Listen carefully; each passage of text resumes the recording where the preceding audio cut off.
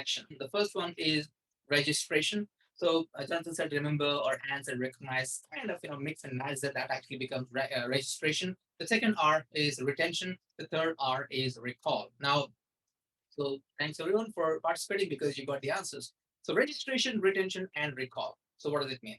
Registration means right now I'm speaking and you're listening. So you're trying to register what I'm saying. It's registering into your brain.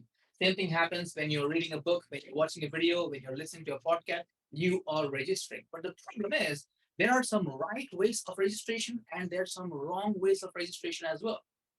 If you use the right ways of registration, your retention will be good.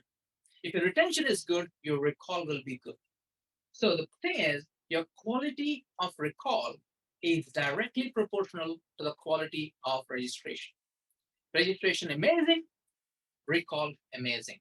Registration lousy, recall will be lousy. And that is where attention comes in.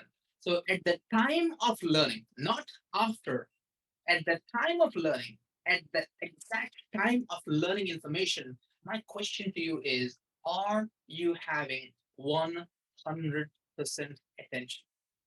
If yes, congratulations, your registration is good, retention is good, recall is good. Otherwise, you're going to have problems because every time you learn something and you felt like you kind of learned it, but you couldn't recall it, it's simply because at the time of learning, in many cases, your registration was not 100% or attention was not 100%. Now, most of the times, many people these days, they do multitasking. Look at the word multitasking itself. By definition, okay, what's multitasking? Multitasking is you take your attention and split your attention into different things, and you're paying attention to this and this and this and this. So by definition, multitasking is not 100% attention. And we know now we have a lot of studies right now which proven that multitasking is bad for your accuracy, it's bad for your quality of your work, it's bad for your productivity, and definitely it's bad for your focus. Definitely it's bad for your learning. Definitely it's bad for your memory. So multitasking in general is bad, but when it comes to learning, it's absolutely, the word is a sin. You can't be multitasking when you are learning if that learning has to matter to you in your life. If you want to supercharge your learning, single tasking has to be your best friend. Because what typically happens is nowadays I've seen many people, they're watching a video, they're learning from an online course, or watching a YouTube video, or reading from a book. What do many people do? They have the book here, they're reading this thing, and then what do you have? All of us have something. Do you have something like this in your home? I guess you have one, right? Then what's happening?